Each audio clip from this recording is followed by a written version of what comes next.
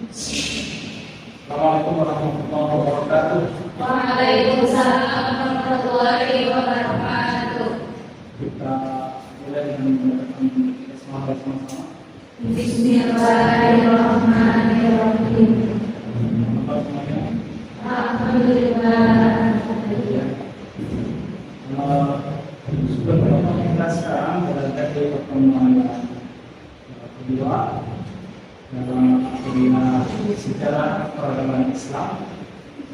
Alhamdulillah bisa hadir semuanya, dan kita perlu ulas pertemuan yang sudah kita lakukan sebelumnya. Pertemuan pertama kita sudah pernah membahas tentang kemudian objek dan manfaat mempelajari sejarah peradaban Islam. Secara singkat, materi pertemuan baru itu menjelaskan tentang pengertian sejarah. Pada intinya sejarah peradaban Islam itu adalah pertumbuhan dan perkembangan peradaban Islam dari waktu ke waktu, sejak zaman lahir Islam sampai dengan masa sekarang. Nah, kita lanjutkan pada pembahasan tentang objek dan metode sejarah di Islam, bahwa sejarah itu ditulis dan dikaji dari sudut pandang satu fakta kejadian. Jadi kalau kita berbicara tentang sejarah, pasti berbicara tentang fakta kejadian. Jadi mungkin tidak berbicara tentang fakta kejadian. Nah, adapun metode sejarah peradaban Islam itu mencakup fakta-fakta yang berhubungan dengan pertumbuhan dan perkembangan peradaban Islam, baik secara formal maupun secara non formal. Dan berikutnya, adapun metode yang digunakan dalam mempelajari sejarah peradaban Islam itu adalah sudah kita bahas, meliputi 3 hal, yaitu yang pertama metode lisan, bahwa metode lisan ini adalah merupakan pelacakan satu objek sejarah dengan menggunakan interview. Kemudian yang kedua metode observasi, dalam hal ini objek sejarah diamati secara langsung. Kemudian yang ketiga adalah metode dokumenter, di mana dengan metode ini berusaha untuk mempelajari sejarah secara cermat, mendalam dengan segala catatan atau dokumen tertulis. Adapun metode penulisan sejarah yang bisa digunakan itu meliputi satu metode deskriptif, yaitu metode menggambarkan adanya peradaban Islam dengan maksud sebagai Islam itu sebagai agama samawi yang dibawa oleh Nabi Muhammad dalam kitab Al-Quran dan Hadis, terutama yang berhubungan dengan pengertian peradaban yang harus diberikan sebagai maksudnya. Kemudian ada metode komparatif, ya. Metode komparatif ini membandingkan sebuah perkembangan peradaban Islam dengan peradaban lainnya. Yang ketiga adalah metode analisis sintesis, yaitu melihat sosok pelaku peradaban Islam secara lebih kritis, analisis, bahasanya luas, kemudian ada kesimpulan yang spesifik, maka kemudian akan dapat kelebihan dan kekhasan peradaban Islam.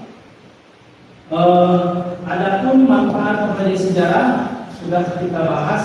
Ada yang bersifat umum, yaitu sebagai faktor keteladanan, sebagaimana yang tersirat di dalam Quran surat Al-Ahzab ayat 1, yang mana rekan-rekan semua sudah mengetahui ayat ini. Bunyinya adalah al-Qur'an lakum fi Rasulillahi uswatun hasanah. Artinya adalah sesungguhnya telah ada pada diri Rasul itu suri teladan yang baik bagimu, yaitu bagi orang yang mengharapkan rahmat Allah dan kedatangan hari kiamat, dan dia banyak menyebutkan Allah. Kemudian ada manfaat mempelajari sejarah itu secara khusus dalam lingkup akademis, di mana fungsinya adalah untuk membuktikan perspektif baru dalam rangka mencari relevansi peradaban Islam terhadap segala bentuk perbendaharaan, perkembangan pengetahuan dan teknologi, dan seterusnya itu sebagai konsepsi dari pertemuan mata kuliah sejarah peradaban Islam pada pertemuan yang pertama. Dan kita akan melanjutkan pada bahasan yang berikutnya, yaitu tentang sejarah perjalanan Islam di masa Rasulullah Muhammad Sallallahu Alaihi Wasallam. Ya, rekan-rekan yang berbahagia, kita ketahui bahwa hadirnya Nabi Muhammad itu perlahan merubah budaya-budaya di dalam manusia dalam artian budaya yang mengarah pada keburukan menjadi budaya yang mengarah pada kebaikan, tentu saja di dalam Islam. Nah, di sini kita akan memahami bahwa Islam itu sangat berperan penting di dalam menciptakan peradaban yang luar biasa yang tercipta pada masa zaman Nabi Muhammad. Dan kita ketahui bahwa Nabi Muhammad itu adalah aktor yang penting di balik sejarah peradaban Islam. Nabi Muhammad itu adalah aktor yang paling penting karena Nabi Muhammad itu tidak hanya sebagai nabi, tapi juga melainkan sebagai pengajar, sebagai pendidik, sebagai pemimpin, sebagai politikus, sebagai reformis, dan lain sebagainya. Nah, kemudian kita lanjut pada pembahasan tentang riwayat hidup Nabi Muhammad yang pada umumnya rekan-rekan sudah mempelajari dalam sirah Nabawiyyah, mendapat pembagian bahwa Nabi Muhammad itu lahir di Mekah pada hari Senin 12 Rabiul Awal bertepatan dengan tanggal 5 April tahun 575 Masehi. Selanjutnya kita bisa memahami pemikiran dan peradaban Islam pada masa Nabi Muhammad, di mana pada zaman Nabi Muhammad mengajarkan prinsip kesederajatan dan prinsip keadilan yang dibangun oleh Nabi, mencakup semua aspek baik politik, ekonomi maupun hukum. Yang pertama kita lihat aspek politik. Aspek politik, Nabi mengakomodasikan seluruh kepentingan hidupnya kondisi. Ada orang yang berkebutuhan sebagai bangsawan, ada orang yang berkebutuhan sebagai biasa, ada orang yang memiliki ilmu, ada orang yang juga kebutuhan lain dalam artian secara agama, mas, ibu dan golongan. Itu yang pertama. Kemudian yang kedua dalam aspek ekonomi, Nabi mengaplikasikan ajaran egalitarianisme, yaitu pemerataan saham ekonomi kepada seluruh masyarakat. Seluruh lapisan masyarakat itu punya hak yang sama untuk berusaha dan berbisnis. Bisnis egalitarianisme ini sangat kritikal dalam Islam, sebab bisnis mana yang dimakan dan Muhammad dengan jelas semata mesti teologis dalam arti untuk senantiasa membawa hadis orang yang tidak setuju dengan Islam, melahirkan membebaskan masyarakat dari cengkraman kaum kapitalis. Kemudian yang ketiga adalah aspek hukum, di mana Nabi Muhammad memahami aspek hukum ini sangat urgent dan signifikan kaitannya dengan stabilitas suatu bangsa. Karena itulah Nabi tidak pernah membedakan antara orang atas dan orang bawah, ataupun terhadap keluarga sendiri. Bahkan Nabi Muhammad punya ketegasan sikap dalam penegakan hukum dalam kehidupan masyarakat. Bahkan ketika Nabi Muhammad mengatakan bahwa kalau saja Aisyah melakukan pencurian, maka sendiri yang akan mempertahankannya. Itu menunjukkan bahwa dalam masalah hukum ini Nabi Muhammad memberikan kepastian hukum, tidak ada pilih-pilih pembantu dan itu terkait dengan masalah aspek yang ketiga terkait masalah hukum. Kemudian kita lanjutkan bahasa kita dalam persoalan bagaimana Nabi Muhammad mengawali dakwah dengan berbagai macam yang hadir dakwah yang dilakukan oleh beliau. Antaranya adalah yang pertama, dakwah secara sembunyi-sembunyi. Bagaimana melakukan dakwah yang dengan sembunyi-sembunyi? Beliau melakukannya dengan cara diam-diam, baik di lingkungan keluarga sendiri, kemudian berkembang di partner rekan-rekannya. Ulama yang masuk Islam pertama kali adalah istri Rasulullah, kemudian saudara sepupunya Ali bin Abi Thalib, kemudian dilanjutkan oleh Abu Bakar As-Siddiq, bahkan kemudian berikutnya Zaid yang merupakan bekas budak dan menjadi anak-anaknya. Kemudian Ummu Aiman, pengasuh Khalid yang dulu masih hidup. Kemudian dilanjutkan oleh Utsman bin Affan, Zubair bin Awam, Abdurrahman bin Auf, Sa'ad bin Abi Waqqas, dan Talhah bin Ubaidillah. Mereka dibawa hadapan Nabi dan mengibarkan untuk memeluk Islam di hadapan Nabi sendiri. Nah, maka kita bisa mencermati bahwa persiapan dakwah yang berat yang dilakukan oleh Nabi itu adalah dalam rangka beliau mempersiapkan Mekah dan Makkah.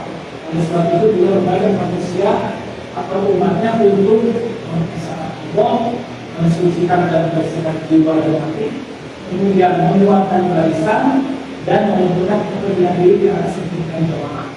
Itu yang pertama, tahapan yang pertama di dalam mengembangkan dakwahnya. Yang kedua, dakwah secara terang-terangan. Bahkan dakwah selanjutnya nanti adalah menyentuh masyarakat secara umum, di mana Nabi menjadikan kepada bangsawan dan seluruh masyarakat Quraisy yang pada awalnya Nabi hanya menyentuh pada kelompok, kemudian dilanjutkan menyentuh pada penduduk di bawah Mekah secara terang-terangan. Nah, itu yang terpenting dalam tahapan bagaimana Nabi menyebarkan dakwah. Kemudian selanjutnya kita akan membahas tentang pemikiran dari Islam sebagai Nabi, di mana Nabi memiliki langkah-langkah yang strategis untuk beliau untuk meletakkan dasar pendidikan masyarakat Madani di Madinah. Antara lain yang pertama adalah mendirikan masjid. Masjid ini menjadi suatu hal yang penting karena masjid di samping untuk tempat beribadah juga menjadi tempat untuk berkumpul dan bertemu. Kemudian masjid juga berperan besar di dalam masyarakat muslimin dan berbagai suku dan jiwa mereka, serta merupakan tempat bermusyawarah di dalam menunjukkan persoalan yang dihadapi. Sekaligus bahwa pada zaman Nabi Muhammad juga masjid ini dijadikan pusat pemerintahan. Kemudian yang kedua, langkah yang dibangun oleh Nabi Muhammad itu adalah ukhuwah Islamiyah. Ukhuwah Islamiyah itu artinya adalah persaudaraan sesama Muslim.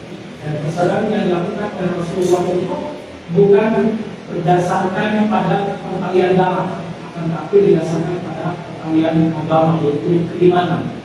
Karena bisa saja terjadi kalaupun satu keluarga, kalau bukan satu iman, itu tidak akan bisa menggapai satu pemahaman untuk mendapatkan keberadaan dari Rasulullah.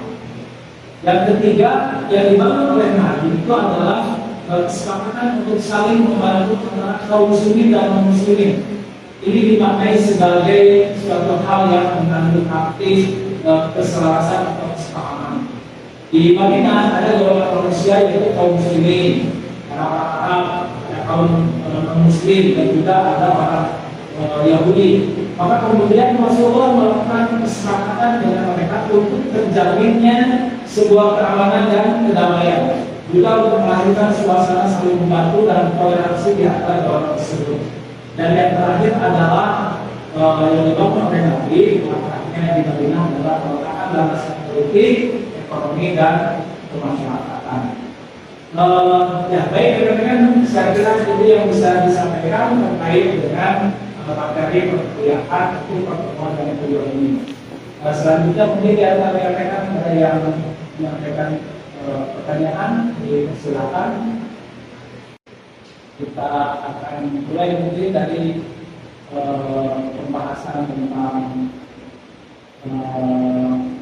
bahwa Nabi Muhammad itu adalah berfungsi sebagai orang yang menyampaikan dakwah Islam.